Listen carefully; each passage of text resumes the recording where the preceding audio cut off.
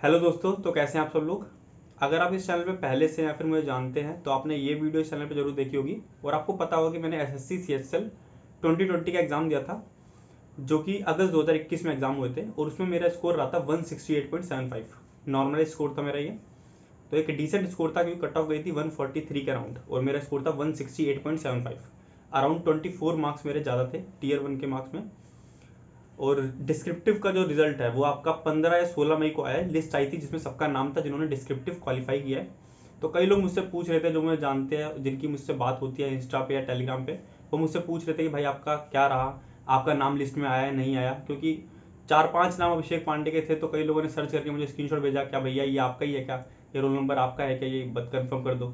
But मैंने reply नहीं दिया क्योंकि मैं काफ़ी ज़्यादा लो फील कर रहा था क्योंकि मेरा नाम लिस्ट में नहीं आया था। मैंने खुद 15 से 20 बार चेक करा, मेरे दोस्तों ने भी चेक करके, मतलब जो भी अभिषेक पांडे नाम था उसका स्क्रीनशॉट मुझे भेज दिया कि भाई तुम्हारा रोल नंबर है या नहीं है। बट मेरा नहीं हुआ उसमें। मैं खुद शौक था क्योंकि मैंने काफ़ी ज़्यादा तैयारी करी थी। मुझे याद है मैंने 40 से 50 ऐसे लिखे होंगे घर पे।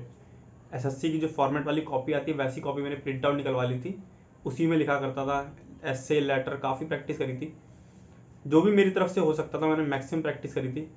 तब भी नाम नहीं आया। डिस्क्रिप्टिव की जो लिस्ट आई थी उसमें नाम नहीं आया, तो काफ़ी ज़्यादा डिमोटिवेटिंग था वो।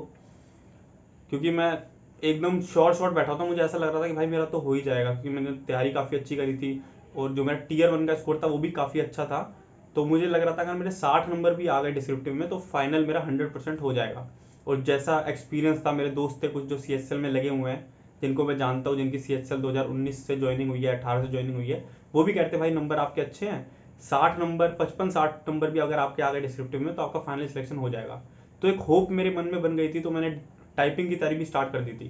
क्योंकि डिस्क्रिप्टिव के रिजल्ट आने के जस्ट 1 महीने बाद टाइपिंग की आपका टाइपिंग का एग्जाम है, तो मुझे लगा कि 1 महीने में टाइपिंग नहीं हो पाएगी, इसलिए मैंने टाइपिंग की तैयारी भी स्टार्ट कर दी थी। तो घर वालों के मन में भी होप बन गई थी कि भाई अब तो लड़के की नौकरी लगने वाली है, कुछ ही महीने जा रहे हैं फिर नौकरी लग जाएगी इसकी भी। बट वो जितनी भी सारी होप थी कि बढ़िया होने वाला सब कुछ, वो सब एकदम से ख़त्म हो गया। क्योंकि डिस्क्रिप्टिव की लिस्ट में मेरा नाम नहीं आया। बाद में मैंने सोचा कि शायद कुछ अभी भी होप बच जाए, शायद कुछ हो सकता हो अभी भी। तो मैंने वेट करा 20 मई का कि देख लेते हैं एक बार स्कोर कितना आया। तो डिस्क्रिप्टिव में स्कोर लिख कर आ जाता है, अगर आपका स्कोर चेक तो हो ही जाता है, उसका साइड में लिखा होता है यूएफएम वगैरह। अगर आपने अनफेयर अपना नाम लिख दिया, वहाँ पे एड्रेस गलत लिख दिया है, तो यूएफएम साइड में लिखा होता है और एक स्कोर आपका लिखा होता है कि आपको कितना स्कोर मिला। तो जब रिजल्ट आया तो आप देख सकते हैं, रिजल्ट का स्क्रीनशॉट यहाँ पे मिल दिख जाएगा आपको। तो यहाँ पे लिखा था रिजेक्टेड बाय सरनेम। तो मुझे कुछ समझ में नहीं आया, जिन लोगों को मैं जानता था तो मैंने उन्हें ये स्क्रीनशॉट भी भेज दिया ये कि भाई ये होता क्या है। यूएफएम होता तो उन्होंने बताया कि भाई यूएफएम लगता तो यूएफएम लिख के आता है, लेकिन यूएफएम है नहीं। और सरनेम मतलब लगता है कि मुझे, मेरा नाम अभिषेक पांडे, तो मुझे लगा कि शायद मैंने अपना नाम लिखने में गलती तो नहीं कर दी।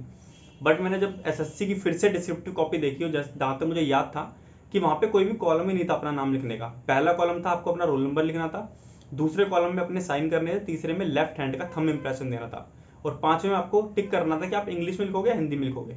बाकी आपका नाम लिखने का वहाँ पे कोई ऑप्शन ही नहीं था। तो मुझे लगा शायद कुछ मिसअंडरस्टैंडिंग हो गई हो, शायद अभी भी कुछ हो जाए, शायद एसएससी के ऑफिस जाके कुछ मिल जाए मुझे, या फिर आरटीआई लगा देता हूँ मैं। तो मैंने आरटीआई लगा दी, जिससे मुझे जिसका रिप्लाई आज सुबह ही आया, 11:15 पर रिप्लाई आया था।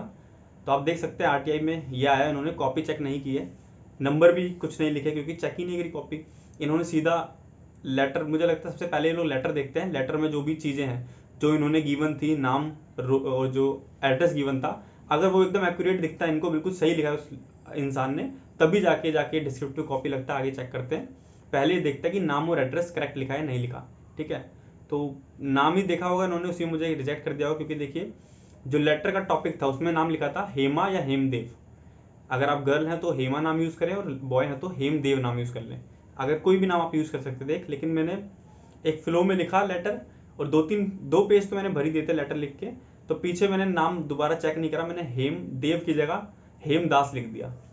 मुझे लगता है शायद हिमा दास का नाम याद आ गया होगा, मैं करंट अफेयर पढ़ रहा हूँ सुबह, और वहाँ पे जब गया तो हेमदेव की जगह हेमदास कर दिया। तो ये गलती हो गई, देव की जगह दास लिख दिया मैंने, और देवदास वाला सीन हो गया ये पूरा। देवदास है ना, देव की जगह दास लिख दिया भाई साहब। समझ में नहीं आ रहा मुझे कि भाई ये इतनी बड़ी मिस्टेक थी भी या नहीं थी फेल करने का रीज़न। क्योंकि हाँ, कई लोग बोलेंगे भाई अब तुम फेल हो गए, तुम कहोगे यूएफएम गलत है, बट ये नहीं है यार। लेकिन लगता है कि भाई काफ़ी छोटी मिस्टेक थी, अगर आप पूरा पढ़ते तो भाई शायद आपको अच्छा लगता, है ना। क्योंकि मेहनत करी थी मैंने काफ़ी अच्छी, और मैंने काफ़ी अच्छा भी लिखा था। ठीक है। मैं आपको कभी दिखाऊंगा कॉपी। अभी मेरा 31 मई को CHSL का एग्ज़ाम है, अभी मैं इस पर फोकस कर रहा हूँ क्योंकि पहले मुझे लग रहा था कि अब देने की ज़रूरत नहीं है, शायद इसी में हो जाएगा, तो क्यों फालतू में आगे ट्राई करना चाहिए मैं।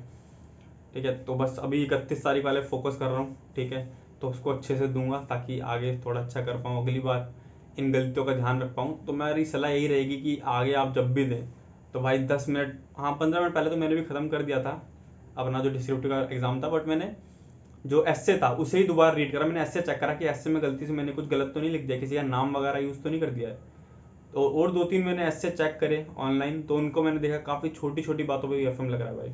एक लड़के ने लिख रखा था लव टू आदि, ठीक है, एंड में उसने लिख दिया लव टू आदि, लेकिन आदि नाम कहीं पे गिवन नहीं था, तो उसको UFM दे के काट दिया, बिल्कुल फेल कर दिया। एक का लिखा था छोटी को इसने देना, माता पिता को चरण स्पर्श और छोटी को इसने, तो उन्होंने मान लिया कि छोटी किसी लड़की का नाम है और उसका करके उसे UFM दे दिया। तो ऐसी ऐसी कॉपी मैंने जब यूट्यूब पे देखी तो मुझे लगा हाँ भाई मुझे सही फेल करा है।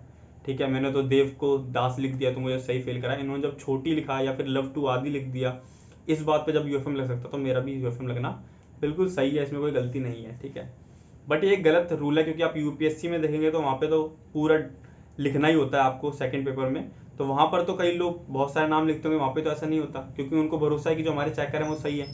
जब SSC को भरोसा नहीं है कि हमारे चेकर सही हैं नहीं है, अगर आपको इनको लगता है कि इनके चेकर इतने बुरे हैं कि किसी का नाम पढ़ लेंगे तो उसको ज़्यादा नंबर दे देंगे, या फिर सिर्फ छोटी पढ़ने से उन्हें पता चल जाए कि मेरे भाई का पेपर है, मेरे रिश्तेदार का पेपर है, वो नंबर ज़्यादा दे देंगे।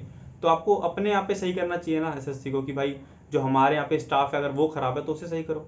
दूसरा मेहनत इतनी कर रहा है, ईयर 1 में इतने अच्छे नंबर लाया, आगे जाके इतनी मेहनत कर रहा है, ठीक है, डिस्क्रिप्टिव देकर आया, बट आपने चेक ही नहीं करा, क्यों? आपको देव की जगह दास दिख गया। तो ये तो बहाना हुआ, बिल्कुल ही एकदम बहाना हुआ। ये मैं अपने लिए नहीं कह रहा हूँ कि भाई मेरा नंबर नहीं आया, इसलिए तो है ये फ्रस्ट्रेशन, तो बिल्कुल इसलिए है कि मेरा नहीं हुआ। साथ में ये भी है भी कि सिस्टम भी तो बहुत खराब है भाई। UFM एक लॉजिक होता है UFM देने का, भाई इसमें कोई लॉजिक दिख रहा है? देव की जगह दास लिख दिया आपने। हाँ 500 का नोट लगा के आ जाऊँ मैं, उसके अंदर अपना नाम पता लिख कर आ जाऊँ, पूरा रियल नेम पता लिख के आ जाऊँ, तो आप UFM लगाओ भाई, सही लगता भी है। बट देव की जगह दास हो गया किसी से तो आप UFM लगा रहे हो ना। छोटी लिख दिया, छोटी बहन नहीं लिख पाया तो उसका आपका UFM लगा दिया। लव टू आदि लिख दिया आपने, UFM लगा दिया। तो ये भी सही नहीं लगता, थोड़ा सिस्टम में चेंज करने की जरूरत लगती है मुझे कि है, बट मेरे बोलने से कुछ होता नहीं है। ठीक है, ये तो मेरी फ्रस्ट्रेशन है, वो मैं बता रहा हूँ बस कि ऐसा होना चाहिए। मुझे ऐसा लगता है कि अगर मैं पार्ट होता, अगर मैं कुछ कर सकता तो मैं ज़रूर इसको चेंज करने का जरूर ट्राई करता। बाकी आप बताइएगा कमेंट में कि आपको क्या लगता है कि चेंज होना चाहिए नहीं होना चाहिए। बाकी आपको दिखा दिया मैंने कि मेरी क्या गलती रही, आपको भी थोड़ी सीख लेनी चाहिए कि भाई ये छोटी छोटी गलतियों का ध्यान रखना है। जैसे ही एग्ज़ाम खत्म हो, जब भी डिस्क्रिप्टिव आप लिखें तो एक बार एंड में चेक करें जो भी लेटर का जो आपने लिखा था सब कुछ वो करेक्ट लिखा है नहीं लिखा, आपने जी भी एक्स्ट्रा तो नहीं लिख दिया। अगर आपको पता दे रखा है G3 तो G3 के बाद स्लैश भी आप गलती से मत लगाइए। ठीक है, क्योंकि SSC का भाई बिल्कुल ही अलग चल रहा है, कुछ भी बात पे वो UFM दे देता है, तो आपको इतना ध्यान रखने की जरूरत है यहाँ पे SSC में अगर आप तैयारी कर रहे हैं तो, क्योंकि आपने सारी मेहनत करी वो 1 मिनट बर्बाद हो सकती है। बस चेकर का मूड है, अगर उसका मूड नहीं बन रहा है, वो कहीं घर से लड़कर आया पिट के आया है, तो वो 1 मिनट में आपकी सारी तैयारी की सत्यानाश कर सकता है। तो वही ध्यान रखिएगा, बस यही था आज की वीडियो में। कई लोग पूछ रहे थे कि भाई आपका क्यों नहीं हुआ, क्या कारण था, तो मैंने पूरा बता दिया। RTI आई थी, उसमें मुझे दिख गया भाई क्या मेरी गलती रही। तो अभी 31 मई को एग्ज़ाम है, उसका मैं बताऊंगा कैसा रहा मेरा एग्ज़ाम। ठीक है, अगर चैनल पर नए हैं तो बने रहिएगा, जुड़ जाइएगा यहाँ पे, सब्सक्राइब कर लीजिएगा चैनल को। मिलते हैं जल्दी नेक्स्ट वीडियो में।